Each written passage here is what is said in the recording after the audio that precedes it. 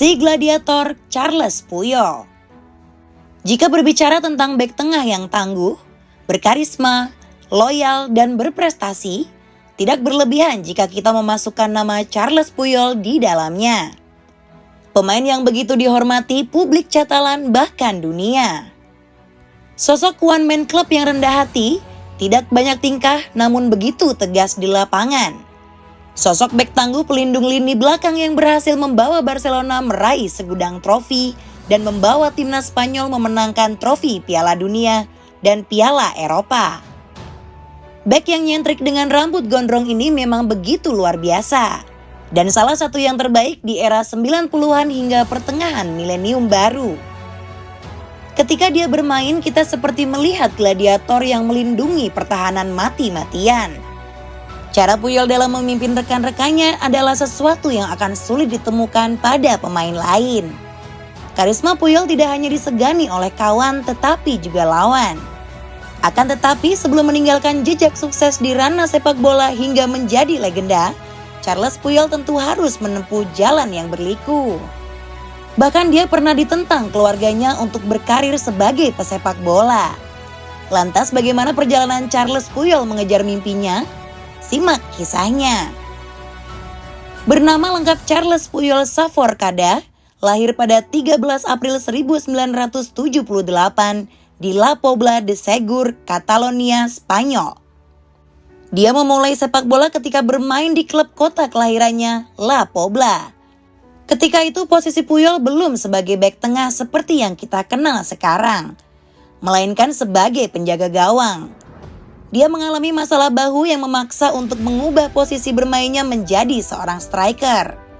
Orang tua Puyol sempat meragukan Puyol menjadi pesepak bola karena mereka ingin sang anak lebih fokus pada pendidikannya. Tetapi keinginan kuat Puyol pada sepak bola membuat orang tuanya perlahan luluh.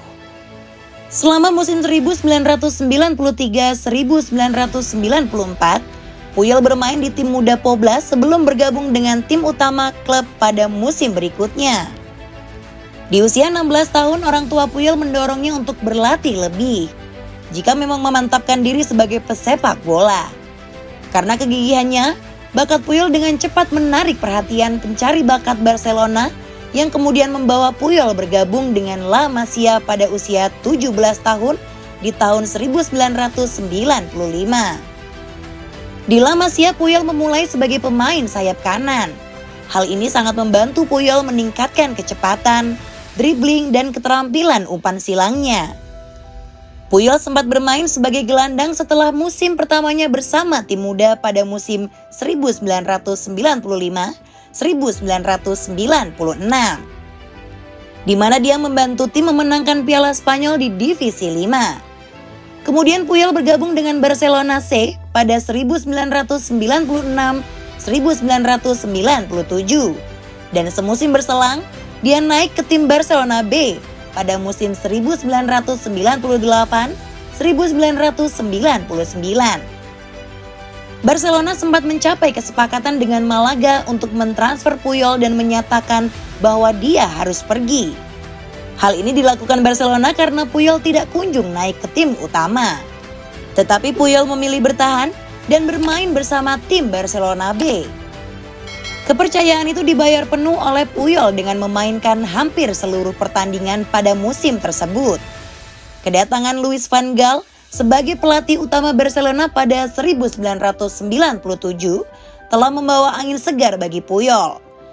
Van Gaal yang sudah memperhatikan perkembangan Puyol selama di tim B Barcelona, kemudian mempromosikan Puyol ke tim utama pada musim 1999 hingga 2000. Pada usia 21 tahun, Puyol melakukan debut bersama tim utama FC Barcelona pada 2 Oktober 1999 di laga melawan Real Valladolid. Ketika itu penampilan Puyol semakin mengesankan dengan bermain sebagai bek kanan. Di musim pertamanya Puyol sukses memainkan 37 pertandingan.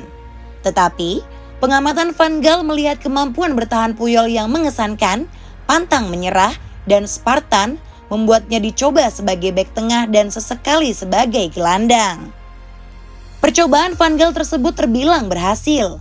karena dengan peran barunya sebagai center back, kemampuan Puyol semakin mencuat ke permukaan. Puyol mengisahkan bahwa ketika dia sudah memiliki posisi yang paten sebagai seorang bek tengah, bukan berarti dia akan mudah bermain untuk tim utama Barcelona.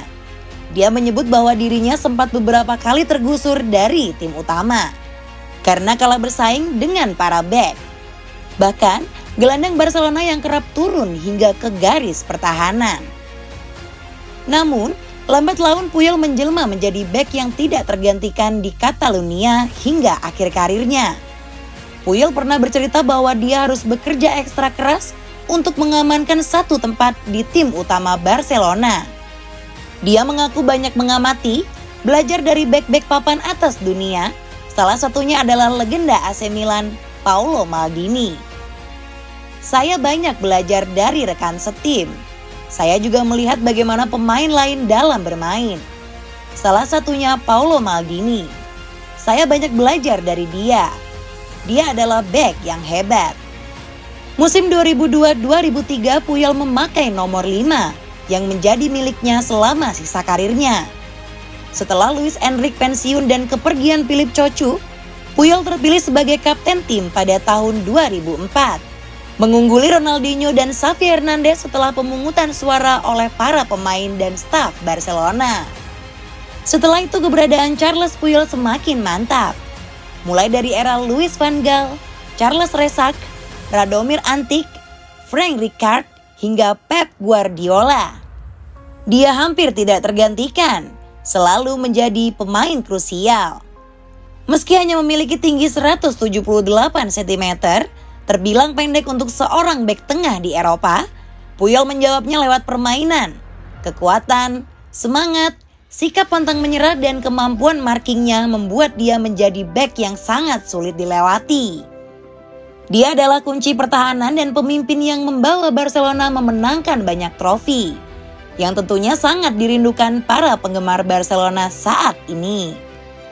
Mantan rekan duet Puyol Gerard Pique yang merasakan langsung bagaimana galaknya Puyol memimpin di atas lapangan, pernah mengatakan, para pemain di generasi saya dan mereka yang datang setelahnya tidak akan tahu bagaimana Barca tanpa Puyol di pertahanan.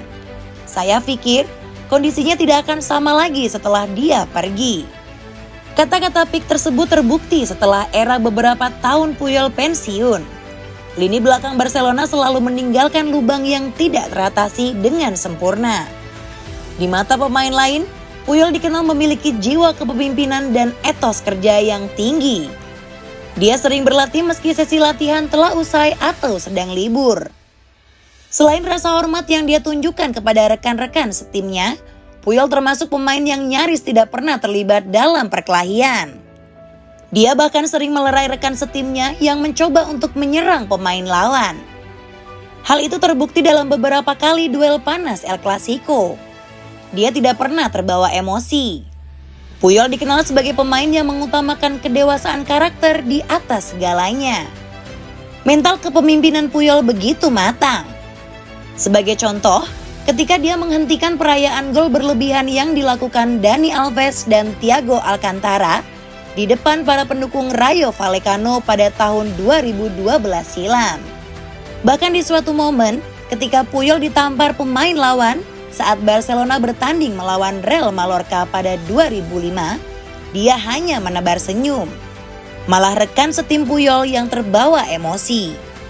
Setelah itu, meski sempat memperpanjang kontrak hingga musim panas 2016, pada 4 Maret 2014, Puyol mengumumkan bahwa dia akan mengakhiri kontraknya pada akhir musim. Berulang kali menderita cedera lutut kiri dan faktor fisik menjadi alasan Puyol untuk pensiun. Juli 2014, Charles Puyol resmi mengakhiri karirnya setelah 19 musim sebagai pemain di usia 35 tahun. Selama membela Barcelona, Puyol sudah meraih berbagai gelar bergengsi. Di antaranya adalah 6 gelar Liga La Spanyol, 2 Copa del Rey, 3 Liga Champions Eropa, dan 2 Piala Dunia antar klub. Dia mencatatkan 593 pertandingan dan mencetak 19 gol. Torehan pertandingan tersebut menjadikan Puyol sebagai salah satu pemain Barcelona dengan pertandingan terbanyak. Selain bersinar bersama Barcelona, Puyol juga merengkuh sukses bersama timnas Spanyol yang menjuarai Piala Eropa 2008 dan Piala Dunia 2010. Begitulah singkat kisah Charles Puyol, pemain yang akan selalu dicintai. Dikenang sebagai salah satu sosok kapten terbaik di dunia. Terima kasih Charles Puyol.